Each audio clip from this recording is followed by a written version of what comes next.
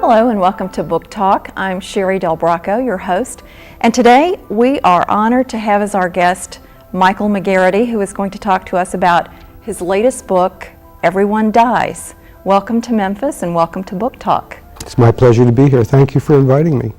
I want to talk to you, before we talk about the book, I want to talk to you about your background. When I read about it, I thought it was just absolutely fascinating, and I thought we could probably spend the entire segment talking about that, but we won't. Good, because that would really bore me. You have a BA in psychology and an MA in clinical social work, and you also have had quite an extensive and very successful career in law enforcement and as a policeman. And then also you're a trained psychotherapy, and you had your own family practice, is that correct? Yeah. Tell us a little bit about that. Well, yeah, I did all those things. I was never the kind of person who thought that I just wanted to do one thing in my life. But if you look at my career overall, you will see that virtually all of it encompassed the criminal justice system in one way or another. Whether it was in law enforcement or corrections. I even spent some time rebuilding the mental health services for the state of New Mexico after the riot at the penitentiary. I worked with drug abusers, ex-felons, people coming into halfway house programs, juvenile delinquents, truancy problems, chronically mentally ill patients, many of whom are always involved in the justice system one way or another because of the seriousness of their illness. And then law enforcement and the sex crimes unit. And that was really kind of what I was drawn to professionally, was working with the underclass, if you can call them that, the least advantaged people that are in our society, and the ones that are most needy of services, and frequently the ones that commit the crimes. So if you take my careers and put them in that package, you'll see that there was some sort of continuity to it. I mean, I don't want you to make me out to be a total flake who just skipped around from job to job. No. Actually, I think probably the question that most viewers would have is, how is it that you would do everything? You've been a success at just so many different things. Well, what is it that you cannot do? Not everybody would characterize me that way, I'm sure, because I'm Irish and I can be difficult and even known upon occasion to be abrasive, somewhat arrogant at times, I've been told. But I always felt that if you were going to do something, do it the best you could. Try to achieve some sort of professionalism. Well, you've obviously been very successful with that. Now, in 1996, you wrote you had your debut novel, your first novel, Tularosa. That's right. And it was an award-nominated book. You were very successful with that. And so that's when you decided to commit yourself full-time to writing. Is that correct? Yeah, well, actually, I looked at the bottom line. I had sold my first two novels to a New York publishing house without an agent, which I was told later on is impossible to do. That's amazing. They, in turn, turned around and sold the paperback rights to Pocketbooks, which is part of Simon & Schuster. And I basically looked at the bottom line and said, I don't need to work a day job anymore, which is incredible. I mean, I think it's almost like a fantasy story for a writer to actually be able to do that. Because, it really is. Because so many books come out and they fall into what I call the black hole, where they're never heard from again. And I truly expected that to happen to me, which wasn't unsettling at all, because I was just very proud of the fact that I had achieved this goal of publishing a novel and having it in print. And so when all this extra stuff started happening, with Tularosa being nominated for national awards and being picked as a collectible book of the year, and word of mouth spreading, and I go on a book tour as a result of this, and I find out that people are really liking what I do and I'm getting great reviews, it was kind of like icing on the cake. Oh yeah, you were on your way. Well, what was it initially, though, that inspired you to start writing? Was there any particular author? I'm a country boy. I grew up reading. I had a mother. What did you read? What'd you like to read? Well, I read every Horatio Hornblower book there was. I mean, I lived in the desert, and I didn't know anything about the ocean, but, you know, it sounded like fun to me, so I would read books like that. I would read, one of my favorite books from my youth was a novel nobody's heard of that was written by, I think, a Hungarian gentleman that was a book on Galileo called The Stargazer, and I loved that book. So I wasn't a good student. I was born, fortunately, before they started labeling kids in school.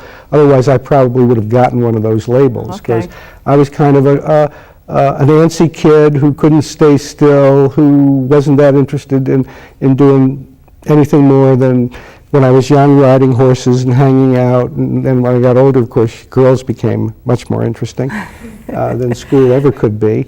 But I was always a reader. I was always devouring books, and we would go to town, and one of the weekend trips would always be a visit to the local library. I love libraries. I do a lot of library events, actually, all over the Southwest, and pick up the stash of books that you needed for the week. And I was more inclined to be reading that than I was to be studying or doing my homework. And my mom was a reader, and family was a reader, and this was back in the days before television had really taken off and sort of consumed our lives. So that sort of followed me through life, this desire and love of reading. And I finally, later on in life, figured out I might have been smart enough to even go to college, which I did successfully. And but it never kept me from the enjoyment of personal reading. I know a lot of professional people talk about, oh, I don't have time to read in my profession, yes, right? That can be a problem. And I kind of, you know, get a little antsy when I hear that, because it doesn't have to be that way. I mean, that's a priority for you. I like to read across a lot of different areas. And I think anybody who loves to read and loves a good novel, loves fiction, probably has a thought in the back of their mind that they'd like to see if they could do it. You know, can I write anything? And that's really how it got started. I just decided that question had been popping around in my mind long enough, it was time for me to put it to the test. So I sat down one summer after I had left a job and had taken a couple of months off, and started writing. Well, now tell us, typically in a day of your writing, how do you do this on a computer, or do you do it with? No, I do it on a keyboard, but I sit in front of the computer. Okay, and you devote about how many hours a day to this? I have no idea. You don't know? Do you write in the morning or I'm a night? morning guy. You know, I'm like up at 5 usually, and I have my coffee and stare at the walls for a few minutes in total silence. You know, it's wonderful. And since I work at home, you know, I don't have to worry about, well, do I have to shave now? You know, do I have to look like a human being? And I usually wander into my little office and sit down and go to work. Now, sometimes I write and sometimes I don't, because I'm not the kind of person who outlines everything from A to Z. I know how the story starts. I know where I want to put my characters. I do a lot of location scouting for myself. And I have a working title, which I may or may not keep. And that's really all I need to get started, to get rolling. So at times I can't write because I'm still in the process of figuring out what's going on, you know.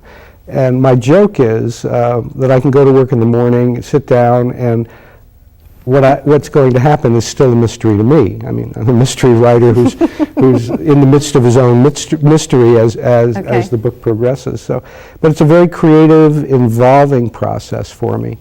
And a lot of things happen, like characters will sort of knock on my psychic door and say, you got to let me into this book. You know, and I had no intention of maybe bringing back a character from an earlier book into the one I'm working on, and yet it works and it feels natural, and so I do it.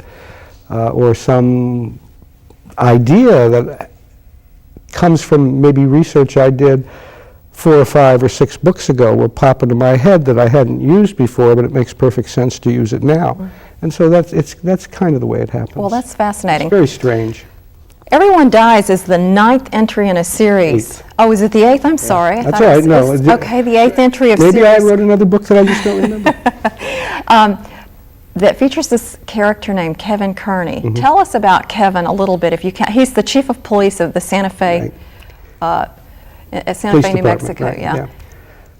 Well, I started with Kevin. It's really interesting. When I sat down to write a story, I had this character in my head, and it really turned out to be him. And I subconsciously, I think, was writing against the prevailing protagonist in mystery fiction who seems to be the loose cannon, the fellow with a lot of emotional baggage. You've got all these protagonists who are in recovery from alcoholism or can't establish a good relationship with a member of the opposite sex, or suffering from sort of post-traumatic stress disorder of one type or another. And I wanted a character that was intact, who wasn't emotionally damaged in serious ways, but was interesting because he did have a sense of right and wrong, had a moral point of view, was excellent at what he did and liked what he did. And so that became Kerney as a character. When he starts out, I had to find the right story for him. You see, the first couple of manuscripts I wrote with Kerney in them were really, they were terrible. Were just bad. I mean, they will never see the light of day.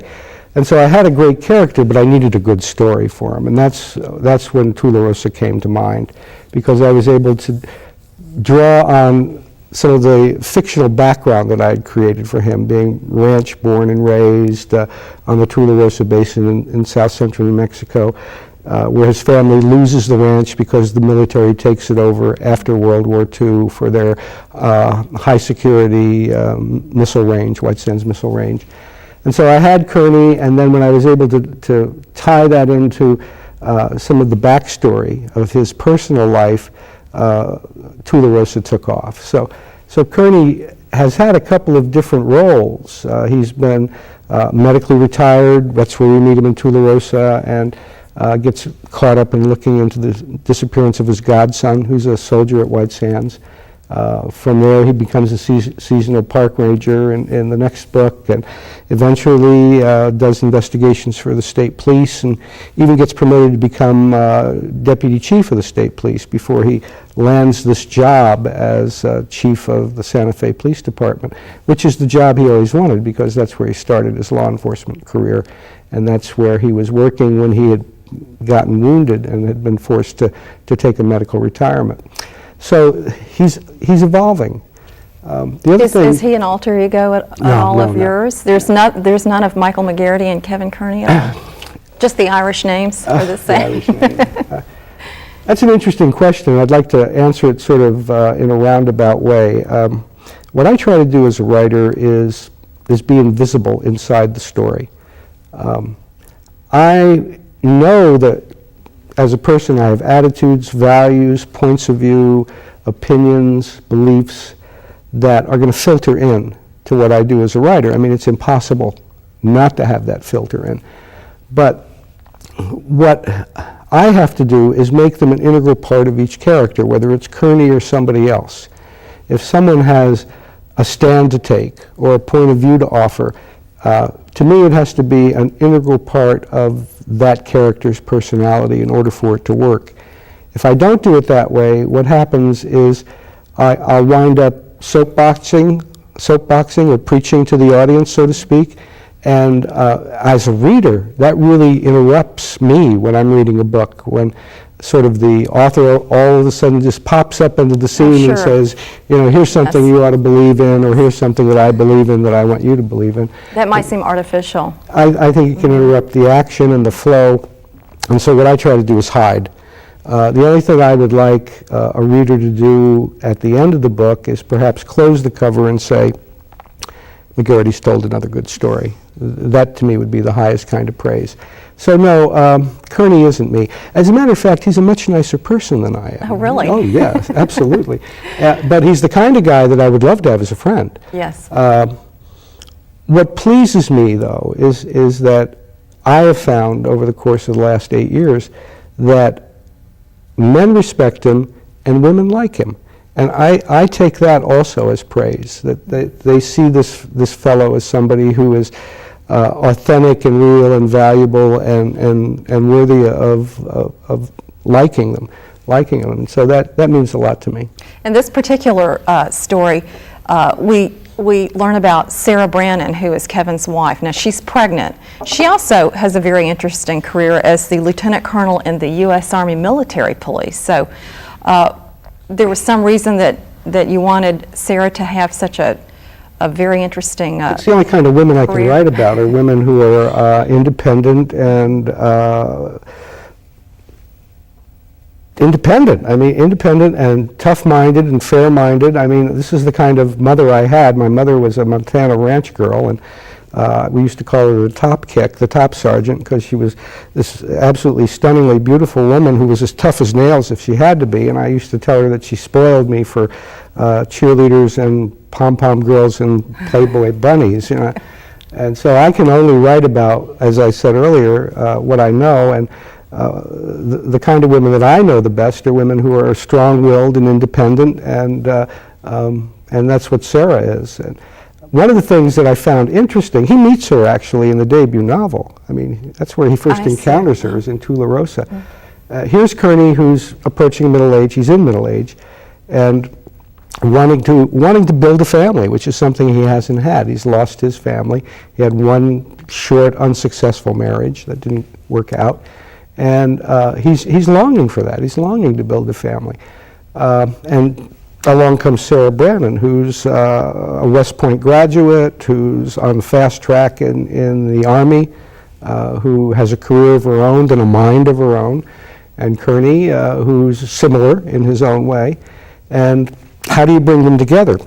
Well, I don't think it would be tremendously interesting dramatically if Sara said, okay, I love you, I'll quit my career and stay home and have your babies. I mean, having a long-distance marriage, I thought, gave me an opportunity to really deal with some issues that might be of interest to the reader. They're certainly of interest to me. I don't even know if these two guys are going to be able to stay together. I mean, that's still up in the air, but I have hopes for them. You know, I want them to. So I think when you have those kinds of characters, you have all this opportunity to have interesting byplay go on and interesting tension elements get created that I think are authentic and real. Dynamics are very strong. Yeah. In the story, as it goes, though, that they are waiting on the birth of their baby. That's right. And then something ensues. There's a murder that happens. A prominent gay attorney is murdered. Mm-hmm. And then this is when the story really takes off. Yeah, well, it takes off right on page 1, doesn't it? Yes. Yes, and there's a lot of killing in the book. There's a lot of violence. I don't think it's gratuitous. I don't do that. I don't do a lot of profanity in my work, I don't even write a lot of sex scenes. I like what happens. I like the tension that develops between men and women. I like to write about that more than I do the intimacy, the physical intimacy thing.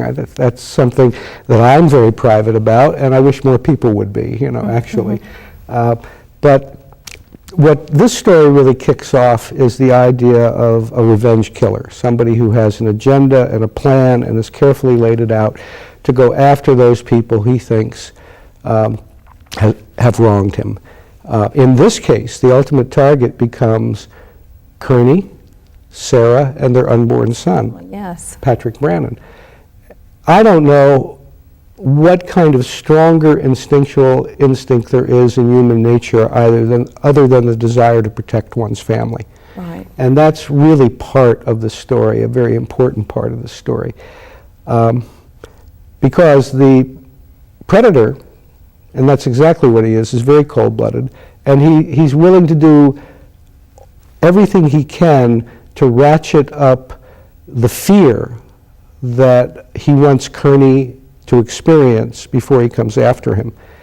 One of the things I like to say is that you can put 12 homicides on the page in a mystery book, and most readers won't be bothered by it at all, but if you destroy an animal, you can be in big trouble. I decided that wasn't going to be my next question. I decided to tell us about this. I decided to roll the dice. One thing that I've learned as a writer is it's much better to show something than it is to tell something. If you show what's happening rather than try to explain it to people, it flows more naturally, I believe, in the story. One way to do that is to show that this perpetrator his total disregard for life, for other people's life. And to do that through a sequence that takes it from homicide to taking away from people those things that they value. In the first chapter of Everyone Dies, not only does Kerney have to go out and see this homicide, which is of a lawyer that he liked and respected, but he then goes to his ranch property and finds that his horse that he gentled and trained has been slaughtered, basically. So I've got animals that get killed, and I felt that the dramatic tension of that in terms of showing how much this man, this perpetrator, wants his targets to suffer before he kills them, was the right thing to do. Do you think that your career and your background with, as being a policeman and everything, and all of the other fine things you've done, helps you draw? Surely, I'm sure it does to some extent. But I mean, the violence is I thought was pretty intense sometimes. And you bet. So how is it that you go about laying that out and imagining that? Most people only have a very passing experience, if at all, with acts of violence, and they don't see it. I felt in this particular story to go ahead and show some of it at its rawest form, which I've seen in real life. That may be hard on the reader at times. Maybe. Is it hard on you?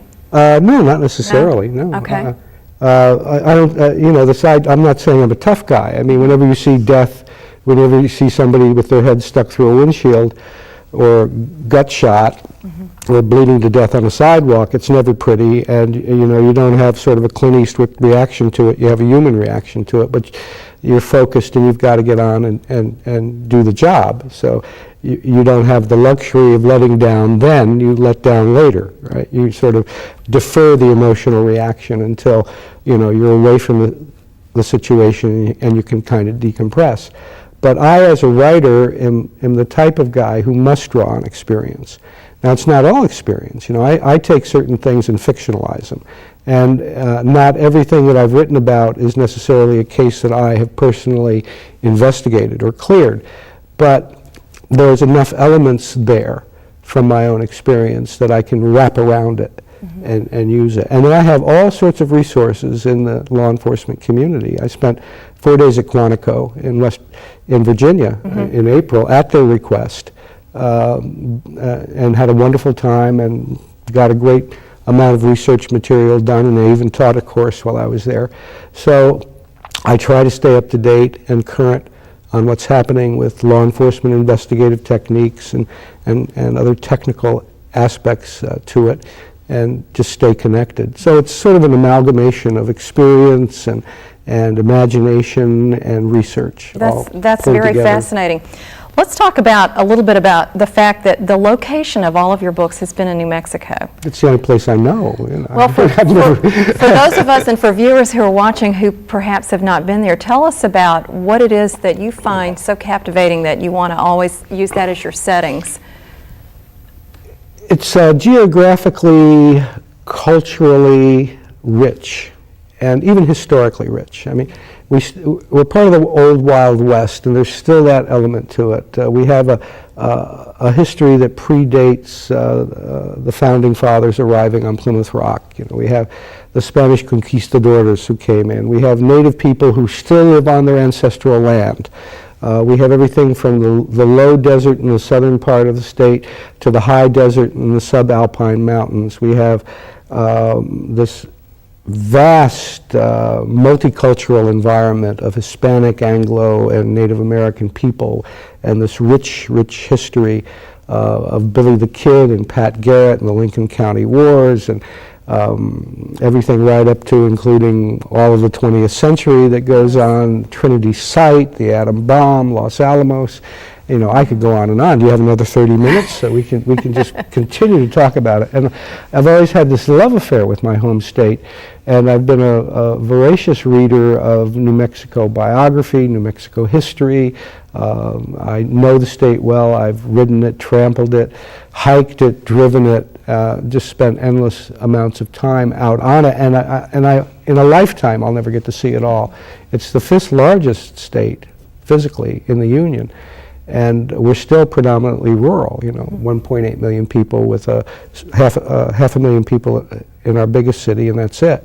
So it's this vast, open Western landscape that just enriches me in terms of setting and character and That's wonderful. And even plot Yes, idea. I yes. can weave in some history here and there. and I In your do. book, you have much, description of not only Santa Fe but New Mexico, and I find that to be interesting.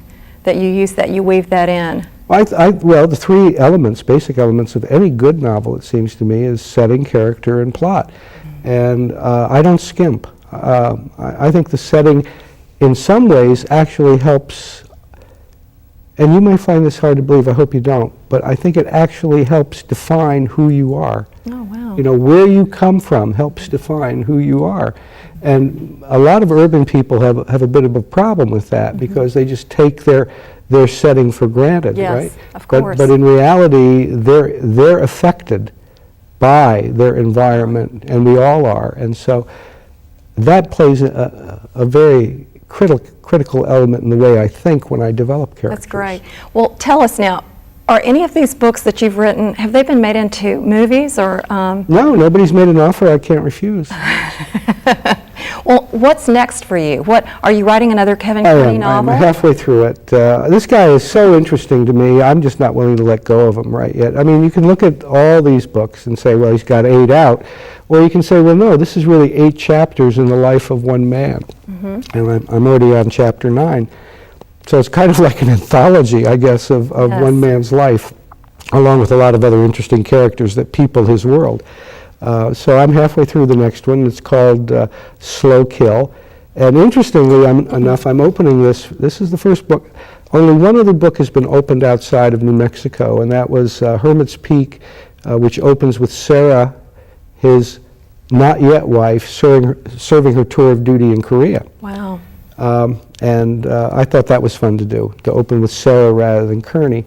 This is the second book that opens outside of New Mexico, and it opens in California, where Kerney goes to a quarter horse breeding ranch to look for some stock that he's interested in buying, and winds up becoming the prime suspect in a homicide. That sounds fascinating. Well, we want to thank you today for joining us for Book Talk. It's been my pleasure. And we wish you much continued success in your career. Good luck to you.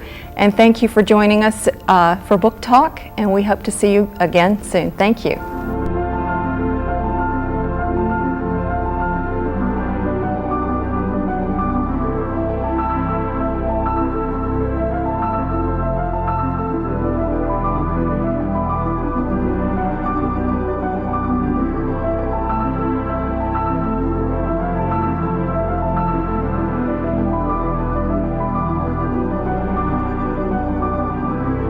Friends of the Library helps to raise money for all 18 Memphis Public Library locations, their programs, and services. Donate as a one-time monthly or yearly contribution to help us continue to serve the approximately 2 million customers who enter Memphis Public Libraries annually. You're watching the Library Channel, a broadcast service of the Memphis Public Libraries and the City of Memphis.